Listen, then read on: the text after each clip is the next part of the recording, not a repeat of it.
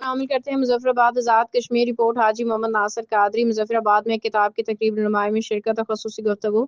گزشتہ روز مظفرآباد میں نامور اسکالر ادیب دانشور خالد رشید مغل کی تحقیق و تالیف کردہ کتاب الہادی مرزائی افکار و نظریات کی رونمائی میں بطور مہمان خصوصی شرکت۔ اس تقریب میں قائم مقام صدر ریاست آزاد جموں کشمیر چودھری لطیف اکبر بھی مہمان خصوصی تھے۔